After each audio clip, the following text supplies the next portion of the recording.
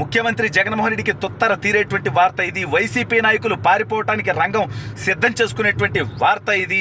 AP కొత్త డీజీపీగా రాబోయేటువంటి వ్యక్తి ఎవరో తెలిసి జగన్మోహన్ రెడ్డి తాడేపల్లి కోటలో తీవ్ర ఆందోళనగా ఉన్నట్టుగా తెలుస్తూ ఉంది. అసలు ఇప్పటి డీజీపీని ఎందుకు లేపేస్తున్నారు, కొత్త డీజీపీగా ఎవరు రాబోతున్నారు, వైసీపీ ఎందుకంతగా ఆందోళన చెందుతోంది అనేది ఈ వీడియోలో వివరించబోయే ముందుగా ఇప్పటి వరకు మన ఛానల్ సబ్స్క్రైబ్ చేయని వాళ్ళు ఖచ్చితంగా సబ్స్క్రైబ్ చేయండి, మరో 10 మందితో చేయించండి. ఇక విషయానికి వస్తే వైఎస్ఆర్ కాంగ్రెస్ పార్టీ గత 5 సంవత్సరాలుగా కేవలం పోలీసుల్ని బానిసలుగా చేసుకొని కులం కోసం, మతం కోసం, డబ్బు కోసం, ప్రలోభాల కోసం ఆంధ్ర రాష్ట్రంలో అరాచక పరిపాలన సాగించినటువంటి జగన్మోహన్ రెడ్డికి సహకరించారు పోలీసు వ్యవస్థలో ఉన్నటువంటి పెద్ద తలకాయలు. అయితే ఇప్పుడు కూడా జగన్మోహన్ రెడ్డికి ప్రజల యొక్క మద్దతు లేదు కాబట్టి వచ్చే ఎన్నికల్లో రిగ్గింగ్ ద్వారా, పోలీసుల ద్వారా, ప్రభుత్వాధికారుల ద్వారా అనేక రకాలుగా ప్రజల్ని భయభ్రాంతులకు గురి చేసి దొంగ ఓట్లు వేసుకోనన్నా గెలిచే ప్రయత్నం చేద్దామనేటువంటి కుట్రపూరితమైనటువంటి నీచమైనటువంటి ఆలోచనలు చేస్తున్నటువంటి జగన్మోహన్ రెడ్డికి పిడుగు లాంటి వార్త ఇది. ఇప్పుడు ఉన్నటువంటి డీజీపీ కసిరెడ్డి రాజేంద్రనాథ్ రెడ్డి ఎవరితను కడప జిల్లాకి సంబంధించినటువంటి వ్యక్తి. సిఎస్ చీఫ్ సెక్రటరీ ఎవరు? జవహర్ రెడ్డి. ఎవరైనా ఈ రాష్ట్రంలో వీళ్ళు తప్పితే ఇంక ఊరు లేరా? సలహాదారులు చూడు వాళ్ళే, ఎమ్మెల్యేలు చూడు వాళ్ళే, పెత్తనాలు చేసేది వాళ్ళే, రాష్ట్రాన్ని దోచుకునేది వాళ్ళే, వ్యాపారాలు వాళ్ళే. అయితే ఈ జగన్మోహన్ రెడ్డి ఎన్నికల సందర్భంలో కూడా ఈ యొక్క వ్యవస్థలో ఉన్నటువంటి తన బానిసల ద్వారా గతంలో ఒక నీచుడు డీజీపీగా ఉండి గౌతమ్ సవంగం అన్న ఒకడు ఉండేవాడు, ఒక బొప్పనుగాడు. వాడు అంటాడు చంద్రబాబు నాయుడు గారి కాన్వాయ్ మీద రాళ్ళు పడితే ఇది భావ ప్రకటన స్వేచ్ఛ అని. భావ అంటే అవినాష్ భావేం కాదు, భావ ప్రకటన స్వేచ్ఛ అని భారత రాజ్యాంగం మనందరికి కల్పించింది. దీని ద్వారా చంద్రబాబు నాయుడు గారి మీద రాళ్ళు వేయొచ్చంట. మరి అదే ఈ 420 జగన్ గారి మీద రాళ్ళు వేస్తే ఇది మాత్రం హత్యాయత్నం అంట. ఒకసారి భావ ప్రకటన స్వేచ్ఛ అయింది, రెండోసారి కూడా భావకు సంబంధించినటువంటి ప్రకటన స్వేచ్ఛ అవుద్ది కదా, ఈసారి మాత్రం హత్యాయత్నంగా ఎట్ట మారింది? సరే, ఈ విషయం పక్కన పెడదాం. ఇప్పుడు విషయం ఏంటంటే, ఇప్పుడు డీజీపీగా ఉన్నటువంటి వ్యక్తి ఇతను జగన్మోహన్ రెడ్డికి అడుగులకు మడుగులు ఎత్తేటువంటి వ్యక్తి. అయితే ఇప్పుడు కొత్త డీజీపీ రాబోతా ఉన్నాడు. ఎన్నికల సందర్భంగా ఏకంగా సాక్షాత్తు ముఖ్యమంత్రిగా సరైనటువంటి సెక్యూరిటీ ఇవ్వలేనటువంటి వాడు. రాష్ట్రంలో అనేక అరాచకాలు, అనేక హత్యలు, పల్నాడు దగ్గర నుంచి ఇవాళ ప్రకాశం జిల్లా, చిత్తూరు జిల్లా అనేక మంది ఎస్పీలను కూడా అక్కడి నుంచి మార్చేయడం జరిగింది. శాంతి భద్రతల సమస్య ఉంది, వీళ్ళు ఎన్నికలు సక్రమంగా నిర్వహించరు, వీళ్ళు జగన్మోహన్ రెడ్డికి తొత్తులు అని చెప్పి ఎస్పీలతో పాటు కలెక్టర్లను కూడా కొంతమందిని మార్చేయడం జరిగింది. మరి ఇప్పుడు వీళ్ళందరికీ డైరెక్షన్లు ఇచ్చేటువంటి పెత్తలకాయలు ఎవరు? Chief secretary, DGP.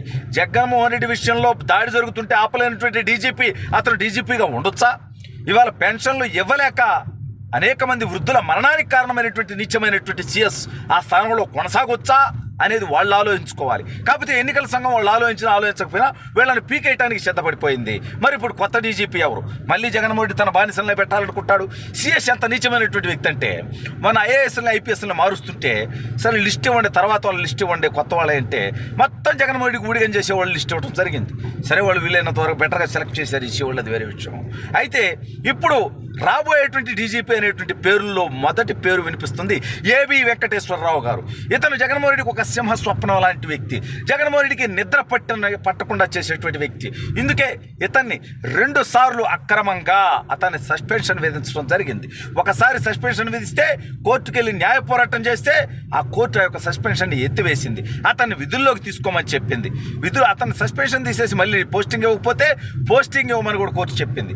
అయితే పోస్టింగ్ ఇచ్చి మళ్ళీ వారం 10 రోజుల్లో మళ్ళీ సస్పెన్షన్. ఎంత నీచుడో జగన్మోహన్ రెడ్డి చెప్పేటువంటి ఘటన ఇది. తనకు నచ్చనటువంటి వ్యక్తి, తనకు నచ్చనటువంటి సామాజిక వర్గానికి సంబంధించినటువంటి అధికారుల మీద జగన్మోహన్ రెడ్డి ఎంత కక్షపూరితంగా ఉంటాడో తెలియజేసేటువంటి ఘటన ఏబి వెంకటేశ్వరరావు గారిది.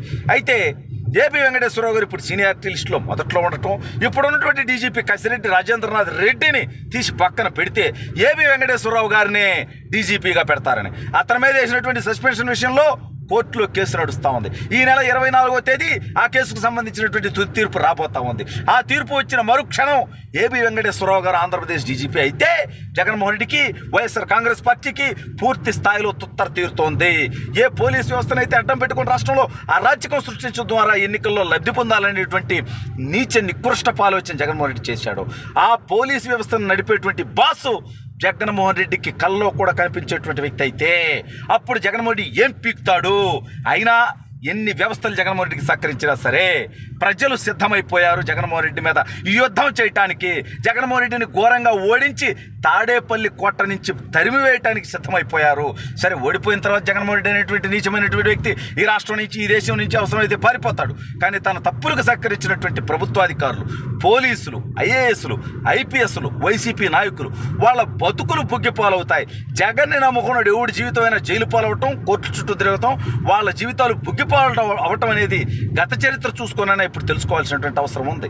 ఇప్పుడు ఏబి వెంకటేశ్వరరావు గారు కానీ, లేదంటే ఆయన తర్వాత ద్వారకా తిరుమలరావు గారు కానీ వీళ్ళిద్దరిలో ఒకరు అవుతారనేటువంటి టాకు నడుస్తూ ఉంది. కానీ సీనియర్గా ఏబి వెంకటేశ్వరరావు గారే ఉన్నారు కాబట్టి ఏబి వెంకటేశ్వరరావు గారు డీజీపీ అయితే జగన్మోహన్ రెడ్డి తన 2 సార్లు సస్పెన్షన్ చేసినందుకు, తన్ని వేధించినందుకు, తన్ని వెంటాడినందుకు రివర్స్లో అతను గేమ్ ఆడతాడేమో, అతని దెబ్బ తట్టుకోలేరేమో వైసీపీ ఎమ్మెల్యే అభ్యర్థులు, ఎంపీ అభ్యర్థులు, నాయకులు, జగన్మోహన్ రెడ్డితో సహా అనేటువంటి టాక్కు ఇవాళ రాష్ట్ర వ్యాప్తంగా బలంగా వినిపిస్తూ ఉంది.